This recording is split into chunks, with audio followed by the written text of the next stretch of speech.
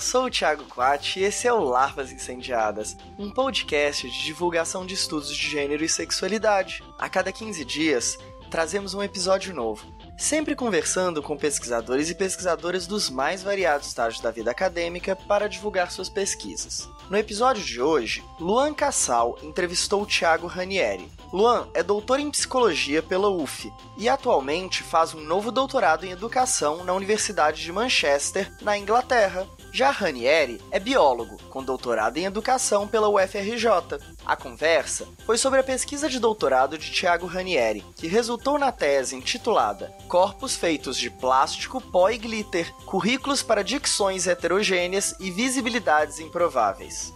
Em sua pesquisa, Ranieri buscou operar um deslocamento queer do pensamento curricular, combinando algumas andanças e experiências em escolas e cenas LGBT de Aracaju, com um forte diálogo com as teorias queer e pós-coloniais. Seu trabalho contribui para o campo de estudos de educação, gênero e sexualidade, ao oferecer uma narrativa sobre a escola que se recusa a pensá-la, única e exclusivamente, como local da violência e da reprodução dos comportamentos normativos. Além disso, oferece um olhar para o contexto de Aracaju, revelando como gênero, sexualidade, raça, modernidade e colonialismo se atravessam. Fique agora com a nossa conversa! Este podcast faz parte do portal Desaprender. Visite www.desaprender.com.br e conheça outros projetos. Olá, ouvintes do Larvas Incendiadas. Meu nome é Luan Cassal. Hoje eu vou participar do programa para entrevistar o Thiago Ranieri. Agradeço muito ao Thiago Quatti e à equipe do Larvas pelo convite. Eu sou um fã do programa, não perco nenhum. E para vocês saberem um pouco sobre mim, eu sou formado em psicologia, trabalhei como psicólogo escolar por alguns anos, sou também psicopedagogo e atualmente faço doutorado em educação na Universidade de Manchester, na Inglaterra. Oi, eu sou o Thiago Ranieri, eu sou professor da Faculdade de Educação da UFRJ, atual vice-diretor desta unidade, e agradeço ao Thiago, ao meu xará pelo convite e ao Luan por essa troca aqui hoje de um programa que eu já sou bastante ouvinte. Então, Thiago, muito bom ter você aqui. E primeiro, eu queria que você se apresentasse e contasse sobre a sua formação e como você começou a pesquisar no campo dos estudos de gênero. Eu não vou fazer aquela narrativa meio óbvia que todo mundo diz que conheceu os estudos de gênero desde a graduação, porque não é verdade, né? Eu sou biólogo de formação, minha formação é licenciatura em biologia, minha graduação, e embora ali a gente tivesse uma ou outra discussão, sobretudo relacionada a coletivos na universidade, a discussão mesmo dos estudos de gênero só veio no mestrado. Na verdade, eu tenho essa formação em biologia na Universidade Federal do Sergipe, que é meu estado natal, onde eu nasci, onde passei boa parte da minha infância, e eu saí de lá para fazer um mestrado em educação na Universidade Federal de Minas Gerais, para trabalhar com currículo. E no meio do mestrado foi que eu comecei a me aproximar às discussões, sobretudo de corpo. Foram as discussões que vieram primeiro, foram as discussões de corpo, e aí trouxeram as discussões de gênero e sexualidade. Ali no mestrado eu trabalhei basicamente com as questões com a leitura que Foucault, Deleuze e Derrida haviam feito do Anthony Artaud, um poeta e dramaturgo francês, e aí as questões dos estudos de gênero, sexualidade, feminismo, teoria queer, começou a me chegar. Mexendo talvez um pouco com essa formação que eu tinha na licenciatura em biologia. É um pouco isso mesmo, eu sou um biólogo que saiu da biologia e veio trabalhar com as questões de gênero e sexualidade. E aí sim, no doutorado, mexido por isso, foi que eu fui trabalhar então, mais especificamente, com as questões de gênero e sexualidade e educação. Conta mais sobre a sua pesquisa de doutorado. Estudou na UERJ, certo? Isso, eu vim para o Rio fazer, depois de BH, e aí isso foi uma formação sempre meio nômade. Depois de Belo Horizonte, eu vim para o Rio de Janeiro, para a Universidade do Estado do Rio de Janeiro, fazer um doutorado em educação. E naquele momento, um pouco dessa minha trajetória de formação, vindo da biologia e trabalhando com estudos de gênero e sexualidade, eu tinha uma série de incômodos com o campo da educação. Talvez o primeiro deles, e foi o que justificou o trabalho da tese, a tese se chama Corpos feitos de plástico, pó e glitter, currículo para dicções heterogêneas e visibilidades improváveis. Era primeiro como um ex-aluno bicha de uma escola pública, eu não tinha a trajetória de escolarização que eu gosto de chamar de síndrome da Maria do Bairro, que é aquela trajetória de sempre ficar gemendo e chorando no Vale de Lágrimas, em que o sofrimento e a violência é o único signo sobre o qual a escolarização se inscreve. E eu não tinha essa trajetória, eu não fui esse aluno que tinha essa história para contar da escola. Nem eu e boa parte dos meus colegas também, assumidamente gays, deste momento, tinha essa trajetória. Não que a escola não acontecesse situações de preconceito, discriminação e violência, mas a gente não conseguia usar isso para descrever toda a nossa experiência escolar. Isso era um dos incômodos que eu tinha. A outra era com a própria ideia de currículo, que marcava para mim o debate de gênero, sexualidade e educação. Eu tive uma sólida formação em estudos curriculares, em teoria de currículo, tanto mestrado quanto doutorado foram nessa área do campo da educação que a gente pode chamar de estudos curriculares, e a ideia de currículo que circulava para mim nas pesquisas em gênero e sexualidade me incomodava. Me incomodava por associar currículo a uma paisagem muito chapada, quase sempre tratado como uma lista de conteúdos ou algo a ser ensinado, uma certa ideia de projeto, né? Projeto da escola, o projeto da educação. Eu vinha de uma formação que era muito crítica e muito problematizadora dessas ideias mais hegemônicas de currículo que circulavam nos debates. E foi um pouco associando esses dois movimentos que eu fui fazer uma tese de doutorado que trabalhou, que investigou trajetórias escolares de meninos gays na minha cidade natal, em Aracaju, acompanhando aí trajetórias de alunos gays e suas relações com as escolas. É claro que para fazer isso eu precisei montar uma pesquisa muito diferente que me ajudasse a pensar aquilo que eu estava incomodado. Então eu volto para a cidade de Aracaju para fazer o que a gente poderia chamar aí de pesquisa de campo. Eu tento montar uma pesquisa em que primeiro eu comecei a frequentar os espaços de sociabilidade de meninos e jovens gays na cidade, para depois ir chegando nas escolas à medida em que eles iam me convidando. E aí é que eu fui tentando produzir um outro mapa do que é que estava acontecendo nas escolas de uma nova geração de jovens gays que estavam nas escolas, estavam se escolarizando e fazendo outras coisas com as escolas que não era, vamos dizer assim, o que hegemonicamente se contava quando se pensa em trajetórias escolares de jovens gays.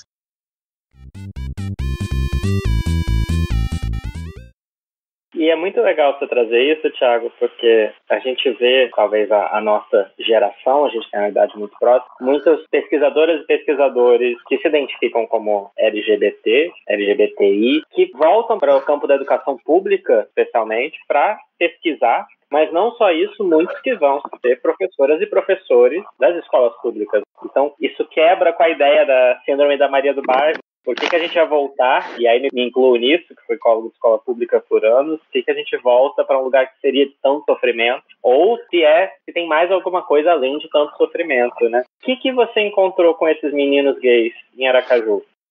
Uma das hipóteses que eu construí, e eu falo hipótese porque eu não sei se eu consigo provar nada, né, vamos dizer assim, mas foi muito mais uma tentativa de mapear o que estava acontecendo. O deslocamento, eu acho que essa era a primeira coisa que eu entendia.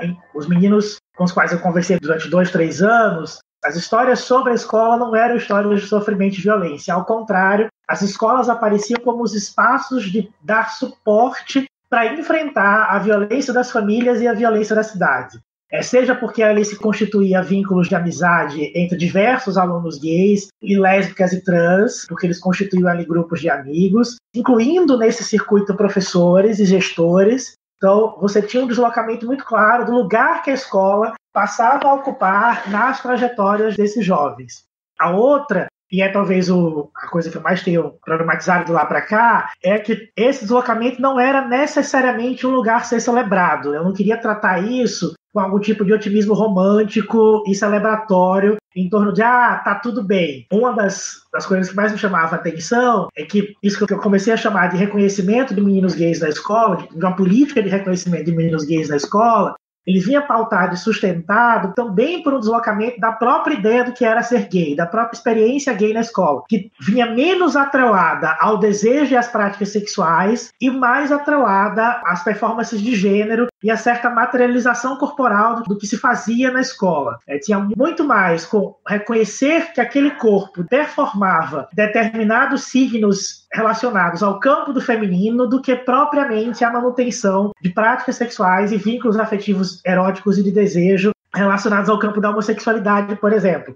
Não era incomum eu conversar com garotos que já se identificavam como gays sem que necessariamente tivessem experimentado práticas sexuais, por exemplo. Então também tinha aí um deslocamento que é normativo do que a gente passa a reconhecer como gay. É claro que esse reconhecimento permitia que esses meninos gays, e eu uso esse termo junto propositadamente, pudessem construir trajetórias escolares exatamente em que a escola não aparecia como lugar de violência, mas como lugar do acolhimento e da possibilidade de criar outras trajetórias de vida. Mas isso não era menos incrustado ou menos envolvido em normatividades e em relações de poder, o que tornava essa experiência sempre bastante ambivalente. Isso é talvez o coração do trabalho da pesquisa, vamos dizer assim. É claro que isso também se materializava ou se organizava ali, se produzia conectado a outras experiências. Num primeiro momento, eu criei uma certa ideia de que isso tinha muito a ver com a trajetória da cidade de Aracaju, porque era muito comum ouvir de professores e dos próprios estudantes uma certa associação entre a experiência gay e a ideia de ser moderno, de que tornar-se gay nesse mundo havia algo de modernização para uma cidade incrustada nisso que a gente aprendeu a chamar de Nordeste e com todas as complexidades do que isso significa. E, portanto, criava ali também uma relação entre globalização, modernidade e experiência gay, que não era menos ambivalente, que complicava um pouco a política de reconhecimento que a escola que se promovia ali na escola. Associado, sobretudo, que foi que eu mais me dediquei naquele momento, às festas escolares, em especial na cidade de Aracaju, ao desfile de 7 de setembro. Existe um desfile de 7 de setembro promovido pelas secretarias, tanto do Estado quanto municipal,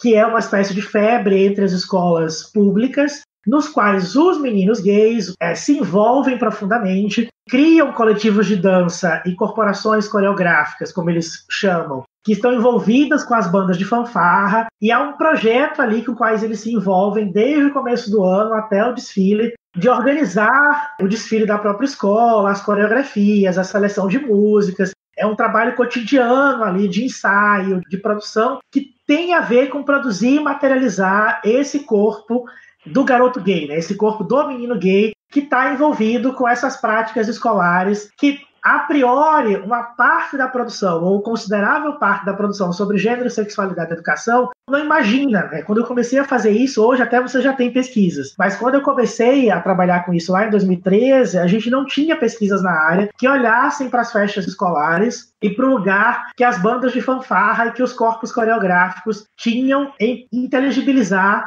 as trajetórias escolares de meninos gays. E como é que isso encontrava uma relação, isso é bastante importante, com o que eu ouvia de diversos sujeitos com o jeito gay. Boa parte desses garotos eram descritos com essa coisa chamada jeito gay, que associavam, atravessava tanto essas expectativas, vamos dizer assim, em relação ao que a gente classificaria como do campo do feminino, e ao mesmo tempo interseccionava isso com demandas do discurso pedagógico que não são menos generificadas. Então, esses meninos ganhavam reconhecimento na escola e era possível a trajetória escolar em virtude de uma associação com o fato de que ser menino gay era, por pressuposto, ser bom aluno. Em virtude desse envolvimento com a vida da escola, com se envolver com as festas, com a produção do desfile de 7 de setembro, com as danças, tudo isso qualificava, associava aí a experiência de ser gay com a experiência de ser bom aluno, produzindo um curto-circuito mesmo, porque se ao mesmo tempo isso permitia driblar a zona de abjeção, não quer dizer que a zona da abjeção não tenha sido deslocada, e ela era deslocada para outro lugar ou para outro tempo e espaço, que era sobretudo os meninos gays que encontravam em outras possibilidades, em outros lugares, as possibilidades de travar suas trajetórias na escola, sobretudo aqueles que se relacionavam com a violência e com a rede de tráfico de drogas da cidade. Isso era um dos movimentos, e o outro era que esse movimento que deslocava das práticas sexuais e de desejo para o gênero envolvia regular também as práticas sexuais e de desejo. Então, toda vez que se explodia visivelmente as práticas sexuais entre meninos gays na escola, isso também acabava empurrando para a zona de abjeção. Eu estou pensando aqui basicamente a transformação do banheiro numa zona de pegação, entre meninos gays na escola. Isso vastamente aparecia em diversas das conversas que eu fui tendo, como o banheiro se tornava uma zona de pegação, mas como ao flagrar, né, como flagra do banheiro, sempre criava uma situação de colocar os garotos ali sempre no limite do abismo da zona de abjeção. Quer fosse a pegação, quer fosse o envolvimento com as redes de violência e tráfico de drogas da cidade. Isso muda completamente a ideia de inclusão e exclusão na escola, não é? Como se uma ideia que pode parecer mais óbvia é de que meninos gays são simplesmente excluídos. Você vai, com essas trajetórias, encontrar modulações e modos em que inclusão e exclusão acontecem cotidianamente e não são nem óbvios e nem previsíveis, não é?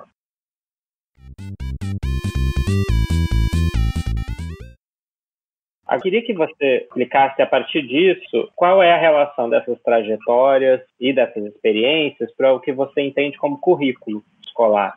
Essa foi talvez a virada lá já no final da tese, mas eu já estava para defender, talvez não tenha feito do jeito que naquele momento devia fazer e estou tentando fazer isso agora, né? Foram 3 anos de muita imersão, acompanhando esses garotos pela cidade, nas escolas, em aplicativos de mensagem por celular, né, em grupos de WhatsApp, nas redes sociais, e a interlocução constante com esses garotos me levou a desafiar a própria ideia de currículo com o qual a gente operava, ou vem se operando, vamos dizer assim, que eu acho que esses sentidos continuam circulando, na educação, mas de modo especial nos debates sobre gênero, sexualidade e educação, que foi apostar ali na ideia de currículo como relação ética. Quer dizer, pegando um pouco da sua fala, que inclusão e exclusão não estão dados de partida e precisam ser constantemente negociados, essa negociação, para mim, vinha muito do modo com o qual a gente vai cotidianamente respondendo à autoridade na relação que se estabelece com ela. E aí eu estava pensando muito mais currículo como essa rede relacional intersubjetiva, no qual vai se respondendo constantemente às interpelações que a autoridade vai colocando, e para isso foi importante a experiência com meninos gays, e entendendo que nessa rede de relação intersubjetiva, a estranheza, o estranhamento, se a gente quiser botar assim, o queer, o aberrante, o impróprio é constitutivo dessa rede, ele não está do lado de fora da escola. Há algum nível de estranheza, de aberrância, de deslocamento que é constitutivo, que é parte da produção do currículo. E aqui eu estou tentando radicalizar uma tradição teórica do campo curricular desde os anos 70, que defende que currículo é a experiência educacional, que pensa currículo como a experiência de se tornar sujeito na educação ou na escola, se você quiser. Às vezes não restringe só a escola. Ou seja, que tenta deslocar currículo das abordagens muito centradas na preocupação daquilo que a gente vai ensinar ou não. Isso foi importante para mim, inclusive para criticar ou para pensar o próprio embate de gênero, sexualidade e educação que eu fui vivendo à medida em que estava fazendo o trabalho da tese. Que para mim ainda está muito centrado no que eu gosto de chamar, inspirado numa colega do departamento da FRJ, de retórica erótica. Esse tira e bota conteúdo do currículo como se o currículo fosse uma coisa, é uma lista, e esta experiência com os garotos radicalizou para mim ainda mais essa ideia que currículo é a experiência de se tornar sujeito com o outro, né, de se tornar sujeito com a autoridade. E, portanto, isso complicava um pouco a própria resposta política e as nossas próprias preocupações com o debate de gênero, sexualidade e educação.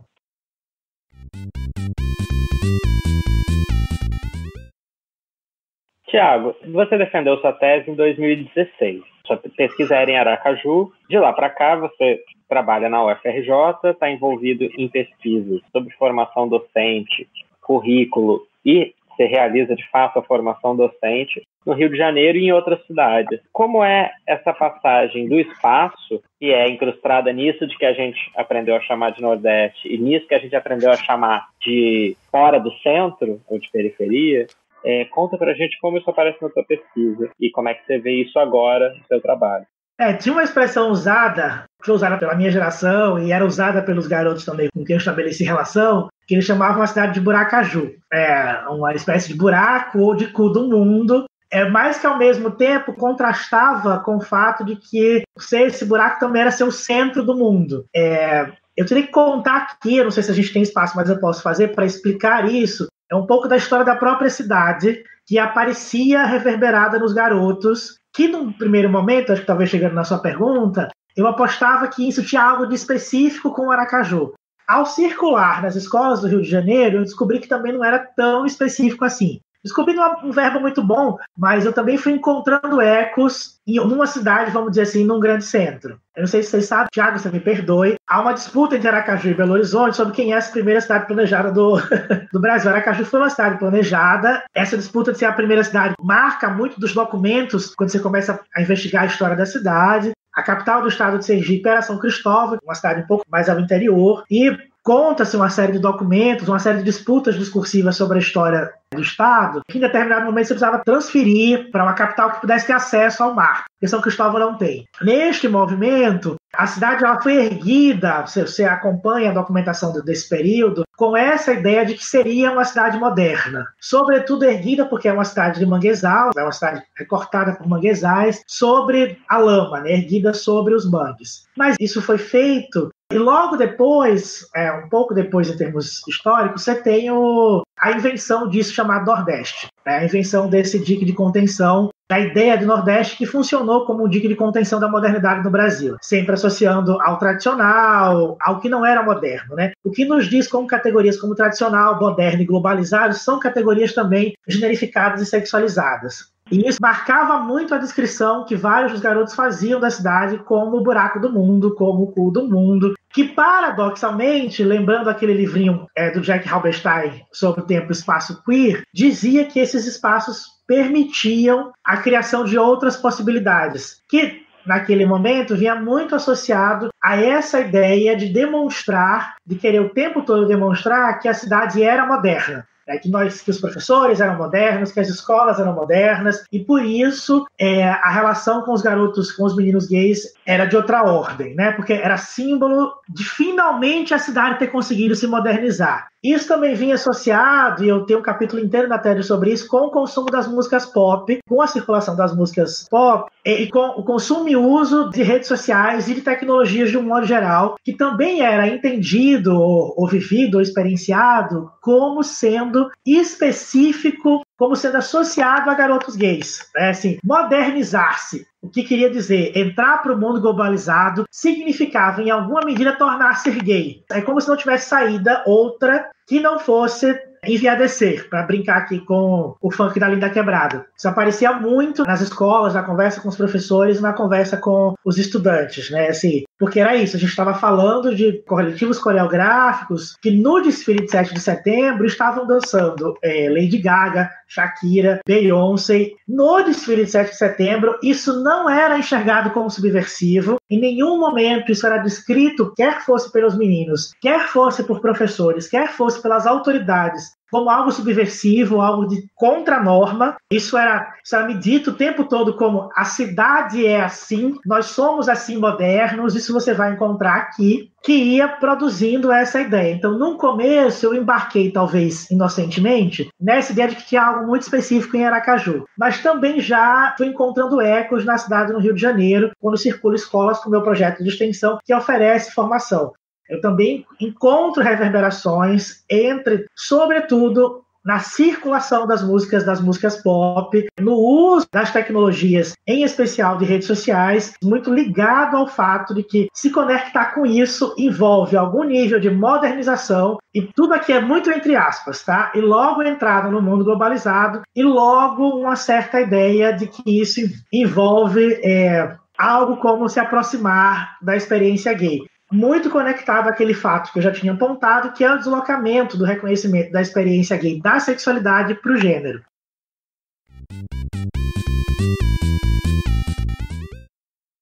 A sua defesa foi em 2016, você fez essa pesquisa num certo período, e de lá para cá talvez tenha se tornado mais público uma série de debates em torno do silenciamento de professoras e professores nas escolas, do combate aos estudos de gênero em geral na universidade, mas a discussão de gênero e sexualidade na escola, e isso se tornou uma pauta política a nível nacional. Todos discutem gênero e escola, ou se a gente preferir, todos discutem mamadeiras de piroca e fake news sobre gênero e sexualidade e kit gay. Como você vê esses silêncios, essas palavras nas suas pesquisas agora? E como que você percebe essas experiências? A gente ainda pode falar dessas trajetórias tão múltiplas ou algo muda com essa violência toda?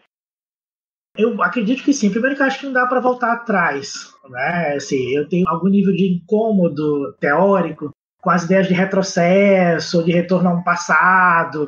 Talvez porque eu tenha vindo desta experiência com uma pesquisa de uma cidade cuja ideia do Nordeste é sempre atrelada ao passado, né? É como se não fosse possível fabricar outros futuros. A impressão que eu tenho hoje, circulando nas escolas agora já do Rio de Janeiro, e mantendo notícias, porque eu ainda mantenho relações pessoais de amizade com vários desses garotos, é que não dá mais para voltar atrás. Assim, ninguém vai conseguir silenciar tudo isso de uma vez só, de uma vez por todas e para sempre. Talvez isso até explique o movimento que a gente tem hoje. O que eu tenho tentado apostar hoje, quer dizer, eu não estou desconsiderando o cenário que a gente tem vivido, mas eu realmente penso e acredito que há um certo desnível, talvez já dito por boa parte das pesquisas em currículos, sobretudo aquelas que trabalham com o cotidiano escolar, entre a experiência que é vivida, tecida e alimentada ali, o delicado trabalho, que eu já chamei em um texto, o delicado trabalho de criação de sujeitos na escola, com essa esfera mais macro da dimensão política, vamos dizer assim. As duas são dimensões políticas, mas para mim elas têm um certo desnível, que quando eu estou nas escolas, circulando nas escolas, conversando com professores e estudantes, por vezes, eu diria que esse nível mais macro, ele sequer aparece como um problema. Ele sequer é me contado. As pessoas sequer me contam sobre isso. Acho que a gente conseguiu produzir uma outra sensibilidade na escola. Isso foi produzido, sim. Isso é uma coisa que talvez eu tenha que dizer aqui. Eu não sou esse pesquisador que trabalha com gênero, sexualidade e educação, que entra no cenário para falar mal da escola, sob nenhuma hipótese. Eu tenho uma certa resistência a produzir uma narrativa de pesquisa que fale mal da escola, mesmo que o cenário político tenha mudado. Porque eu acho que a gente tem uma tradição na área de falar mal da escola. Se ela faz errado, e se ela não faz... Ela é omissa. Com uma certa ideia, assim, se me chamarem para fazer, né, para refazer a reforma da escola, a minha posição política, né, a de quem for chamado, vai ser sempre a melhor. Eu tenho algum nível de resistência com essa discussão, e aí eu sempre entro no debate achando e pensando e olhando para a escola com uma certa ideia de que a escola está produzindo muita coisa. Professores e estudantes vêm experimentando produzir muitas coisas neste cenário político, talvez em virtude dele, mas que isso não é traduzível ou reconhecível com o vocabulário ou a gramática de luta política que nós aprendemos a ter no campo da educação, ou no campo dos estudos de gênero e sexualidade. É um certo modo de produzir luta política que, para mim, não desafia as categorias políticas e teóricas que a gente tem para lidar com isso. Que fala, por exemplo, como o desfile de 7 de setembro, como a festa escolar, como a escola como lugar da pegação, podem ser importantes movimentos de luta política, mas para os quais a gente não reconhece. Que não é traduzível naquela ideia de ter um professor fazendo um projeto para discutir gênero e sexualidade com sujeitos racionais que vão debater aquele tema e dali saírem completamente iluminados, vamos dizer assim, depois que discutiram. Fala de um trabalho cotidiano tecido ali no momento em que você está respondendo à presença e às interpelações que a autoridade vai te colocando. É isso que eu tenho visto hoje, que eu tenho experienciado hoje no meu trabalho de formação de professores e de oficinas em escolas públicas no Rio de Janeiro, que é muito diferente, talvez, de como a gente aprendeu que a escola deveria lutar politicamente sobre isso. Eu gosto desse cuidado que você tem ao falar com a escola e falar sobre a escola, porque essa queixa, o discurso da queixa sobre a escola é constante em muitos campos, não só em gênero e sexualidade. Quando acusa-se a escola do que ela faz ou deixa de fazer, e que a universidade vai saber o que é melhor, ou outra área de conhecimento sempre vai saber o que é melhor, e pouco se vê o que está de fato a acontecer, e tem uma ideia do tempo, como se os estudantes e professores e professoras pudessem sempre esperar por algo, para que a escola comece, como se eles estivessem à espera de alguma coisa, e a escola já está lá. É super engraçado quando você fala do 7 de setembro, que seria, a princípio, um espaço absolutamente normativo, se a gente fosse imaginar, né? Porque é o desfile da independência, porque isso está indicando ideias de nacionalismo, de patriotismo que seriam conservadoras, e o que dá para fazer com isso sem precisar ter um nome de que é uma revolução, mas as coisas estão a acontecer, né? Isso é importante marcar, porque a gente tem essa ideia. Eu sempre gosto de brincar assim, que todo mundo pode ser muito desconstruído, muito pra frente, muito queer, muito o que quer que seja. Mas quando se trata de escola, as pessoas conseguem ser muito conservadoras. Conservador é o sentido de tentar conservar uma ideia de escola muito associada a um reformismo pedagógico, a um melhorismo educacional. Se a gente fizer uma reforma, o mundo vai ser melhor, sempre para frente e para o alto, sempre em direção a uma ideia de progresso, com o qual a gente foi associando os debates de gênero e sexualidade, que, para mim, curto-circuitam e complicam a atuação política nossa no campo da educação.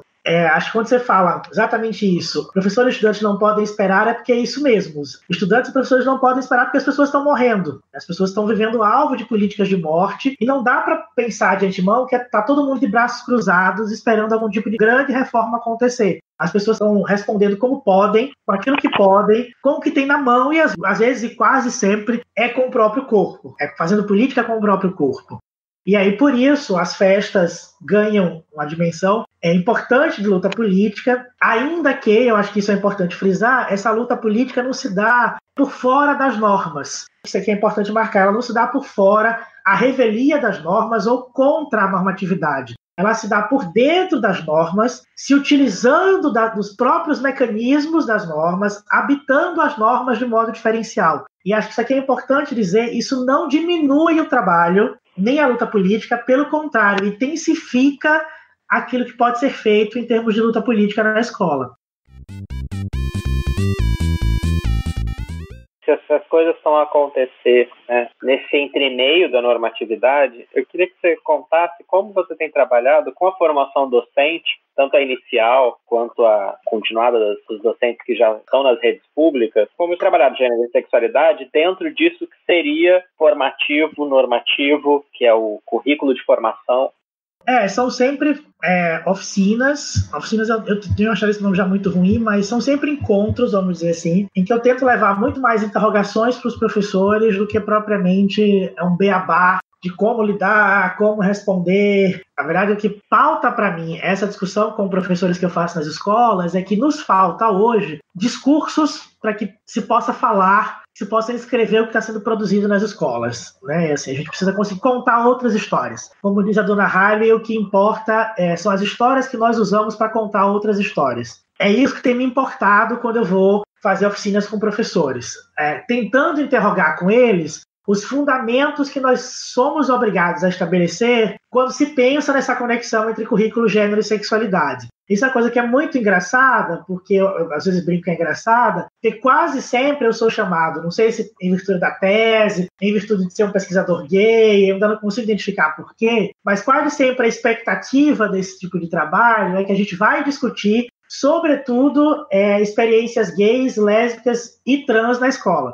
O que se espera é que a gente vá discutir sobre isso quando vai trabalhar com gênero e sexualidade. Quase sempre, quando eu sou convidado, é essa a expectativa. E aí é preciso fazer um trabalho de interrogação imenso e produtivo, a gente tentar entender muito mais como os mecanismos escolares são generificados e sexualizados, ao invés de responder diretamente a determinados tipos de sujeitos. Essa associação muito direta entre gênero e sexualidade e logo LGBTs, para mim acaba funcionando para apagar essas normatividades e a própria multiplicidade do funcionamento dessa normatividade na escola, que fala de como mecanismos de avaliação, discurso pedagógico, o próprio espaço escolar são também marcados por gênero e por sexualidade. Então, um dos movimentos que eu faço é esse. O outro é de tentar produzir com professores encontros em que essas histórias de tentar responder à autoridade possam ser contadas, e que a gente possa perceber o que está sendo produzido e fazer isso ecoar em outro lugar, ainda que possa ser uma produção menor, minoritária, pequena, que não é inteiramente reconhecível, nem inteiramente elaborável, mas que fala de talvez como é que gênero e sexualidade pode nos permitir abrir os nossos olhares sobre aquilo que é e sobre aquilo que faz a escola. Eu também sempre digo, quando eu faço essa discussão do gênero, sexualidade e educação nas escolas, a minha preocupação não é sobre o que a escola pode fazer, não é o que ela pode fazer para o futuro, daqui para frente, é sobre aquilo que já está acontecendo nas escolas, é o que acontece na escola que me interessa quando eu estou fazendo essas formações. entendendo que esses acontecimentos estão tentando abrir outros futuros, abrir outras possibilidades de existência.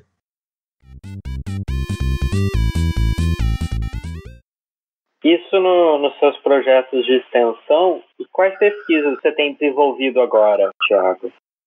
Agora eu precisaria fazer um tratado de uma série de incômodos, vamos dizer assim, que apareceram durante essa pesquisa da tese e com a minha entrada na UFRJ, ainda que numa faculdade de educação, mas o meu concurso foi específico para dar aulas no curso de biologia. E com a experiência de dar a disciplina de educação e gênero no curso de ciências biológicas. E aí, para explicar, talvez para apresentar o que eu faço hoje, talvez fosse preciso entender os meus incômodos com outras questões do debate de gênero e sexualidade. Eu sempre brinco que a gente foi formado na discussão de gênero e sexualidade, que a primeira coisa que a gente deve aprender quando entra nesse debate é rechaçar a biologia. É dizer que a biologia é inadmissível, que a gente não pode chegar perto, que é por pressuposto normativa, e que é inadmissível essa conversa. E eu sempre brincava que eu tinha que pedir desculpas nas disciplinas que eu fazia por existir. Assim, porque eu sou biólogo, eu gosto e acho que eu fiz um excelente curso de biologia que me permitiu, inclusive, olhar para outras coisas.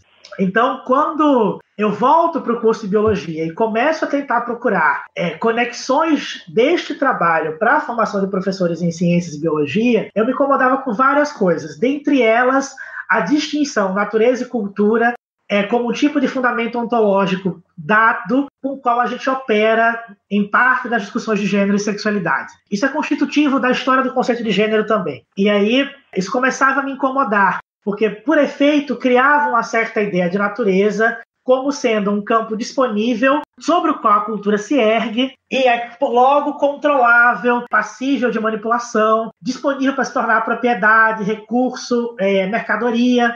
Era um pouco isso que me incomodava, muito desafiado pelos meus estudantes em biologia que me colocavam na parede, né? Isso era uma das coisas.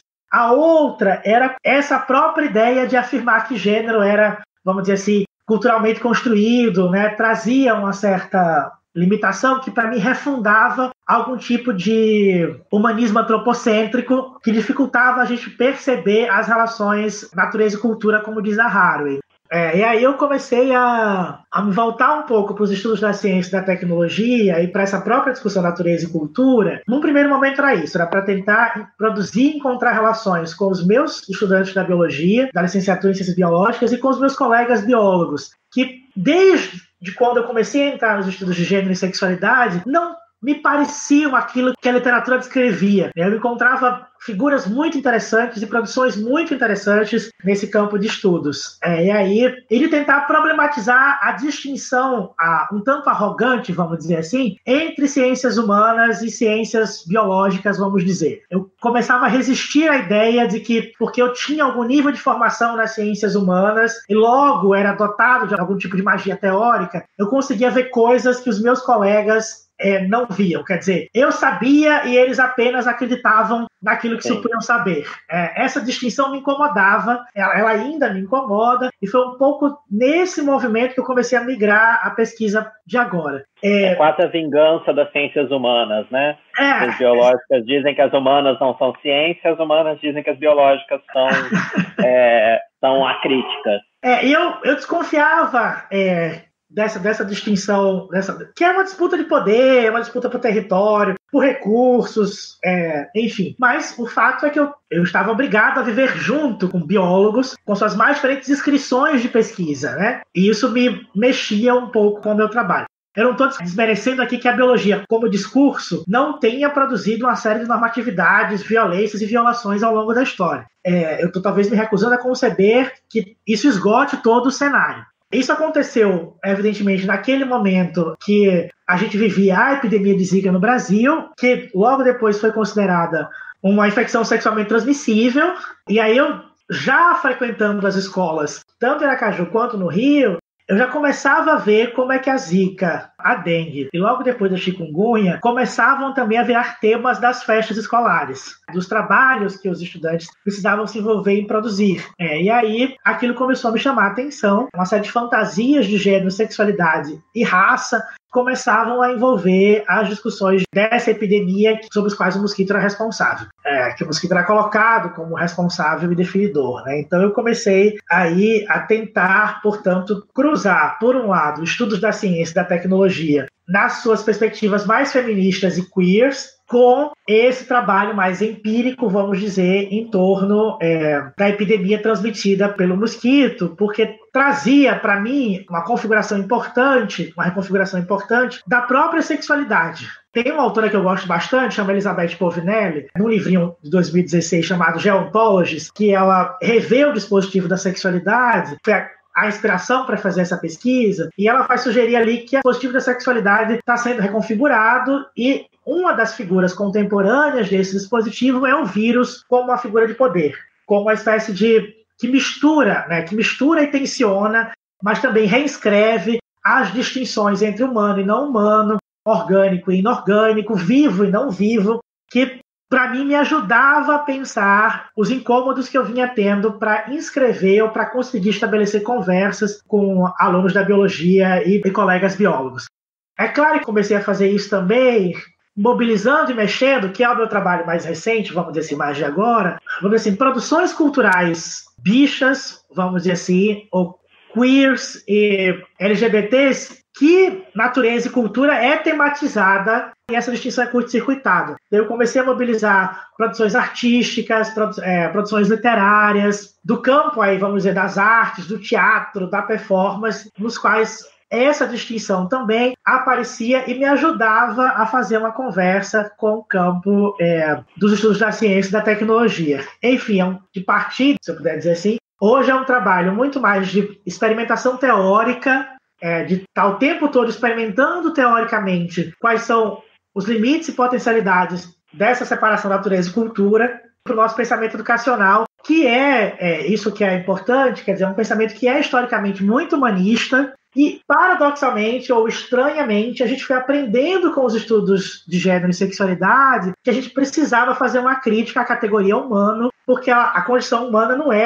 nunca foi igualmente distribuída, né? Então eu estou buscando essas relações na tentativa de romper essas distinções. Essa discussão que você traz é muito importante para o campo da educação e para os estudos de gênero, tanto na interseção, mas nos desdobramentos da educação e da discussão de currículo em geral, desse projeto humanista e desenvolvimentista de educação que perpassa a escola, que perpassa a ideia reformista de escola e de educação, quanto no gênero e sexualidade, quando muitas vezes se desvia de discutir corpo e a materialidade em favor de uma discussão puramente a nível da palavra e do discurso, né? Você traz incômodos para todos os campos. Provavelmente você provoca incômodos em muita gente em todos esses campos. Eu diria que eu provoco menos incômodos nos biólogos, porque acho que era um pouco isso que me chamava a atenção. A Haraway, que é bióloga de formação, né? Ela até diz assim, soa risível para boa parte dos meus colegas biólogos que o humano tenha que ser o centro das nossas pesquisas. Era um pouco isso que eu sentia conversando com estudantes de biologia e com meus colegas biólogos, porque eles estavam preocupados com a vida e com a morte. Eles estão preocupados com a vida e com a morte. Mas entendendo que a vida e a morte, que para mim é a condição da política, né? Assim, que a política para mim tem a ver com vida e morte, e Foucault já dizia isso, depende de uma série de condições, de uma série de relações que são também relações ecológicas, né? Assim, então, quando eu via os meus colegas envolvidos, atuando em uma série de dimensões que são também políticas, eu começava a me perguntar por que aquelas questões também não eram questões de gênero e sexualidade, na medida em que estavam criticando ou suspendendo o modo como a gente entendia o que era natureza, o que era política, o que era natureza humana. Isso aparece para mim, isso é uma das coisas. A outra é que eu realmente sinto, eu nunca falei isso em público, isso vai sair pela primeira vez no Larvas, que essa virada discursiva que a gente fez, sobretudo no campo do currículo no Brasil, que se voltou para a linguagem. Vou falar do campo do currículo porque é o que eu conheço melhor em termos de quais foram os efeitos disso no campo. Deu autoridade demais à linguagem, vamos dizer assim, e mesmo quando a gente estava incorporando a Butler e a sua preocupação com a materialidade dos corpos, mesmo nas leituras da Haraway, isso também aparecia. A gente também foi aparecendo que é isso, como é um campo que é intrinsecamente, que é o campo para projetar o humano, né, para desencantar a natureza, esvaziar e colocar o humano para fora dela, vamos dizer assim, um pouco, o discurso pedagógico está relacionado com isso, começava a pensar que isso precisava ser interrogado como parte da tarefa política dos estudos de gênero e sexualidade, dos estudos queers, que é de tornar a educação um pouco mais aberrante. Não a educação necessariamente para formar o humano, vamos dizer assim, mas para nos permitir viver juntos. Para mim, o que eu tenho apostado hoje, o que eu posso chamar de educação, o que eu posso chamar de escola, é essa aposta no viver juntos. Só que esse viver juntos inclui, e não tem como viver juntos sem isso, o planeta, a biosfera, montanhas, inclui rios, inclui outros seres, né, inclui animais, inclui plantas, porque a gente depende, se como diz a Butler, a gente tem uma dependência do outro, a vulnerabilidade ao outro, isso para mim inclui diversas formas de vida e não vida, orgânicas e não orgânicas, que circulam no planeta. E me parece que essa é uma tarefa teórico-política importante que a gente precisaria enfrentar nos estudos de gênero, sexualidade e educação. O que me parece, na verdade, que o que você está fazendo é trazendo para esse campo de currículo, gênero e sexualidade, o debate do neomaterialismo, né? Que está desde ali surgindo ali no final dos anos 2000 e ganha um boom agora grande nos estudos de gênero e feminismo, né? É isso mesmo. Estava no meio da tese quando a minha orientadora de doutorado, a professora Elizabeth Macedo da UERJ, virou para mim, me deu um livro sobre neomaterialismo e falou assim: essa porra louquice aqui é a sua cara. Foi assim que ela me disse. E de lá para cá, porque eu já vinha colocando isso no grupo de pesquisa. E aí é um pouco isso que eu estou tentando fazer, né? De tentar trazer, de fazer esse movimento no campo da educação e no campo curricular, por entender que é uma tarefa política importante se a gente planeja, se a gente deseja sobreviver nesse mundo que está em ruínas, né? Isso é um debate muito urgente e isso ajuda a fazer um deslocamento da ideia dos direitos LGBTI como direitos individuais e direitos muito liberais e pessoais para uma ideia do direito da sobrevivência e da existência que é coletiva, né, por princípio. E é coletivo e é material. Acho que quando quando esse debate da materialidade é retomado, ou vamos dizer assim, insuflado nos estudos feministas e queers nos anos 2000, é para tomar uma discussão de materialidade que traz a dimensão ativa, produtora, inventiva da matéria, ao invés de tratar a matéria como um dado passivo, né, disponível para controle e gerenciamento, que é uma certa lógica colonial, liberal, que marca aí um pouco o nosso modo de lidar com o mundo. Isso é importante para a gente pensar, me parece, a existência, vamos dizer assim, a existência LGBT ou a existência bicha, se a gente quiser, as existências desviantes, de um modo geral, como envolvidas com essa questão da vida e da morte, muito mais do que com a propriedade, como se eu pudesse me apropriar e ser dono, que para mim é a lógica da propriedade privada, de determinados direitos, né, porque eu acessei e, portanto, eu possuo. Isso está muito bem criticado num trabalho da teórica feminista chamado Brenda Bandar, que é uma teórica feminista canadense, e essa lógica da propriedade privada como tendo pautado essa disputa por reconhecimento de boa parte das demandas das vidas desviantes, que criou algum nível de armadilha para a gente, né? Ai, Tiago, quantas boas referências e boas ideias.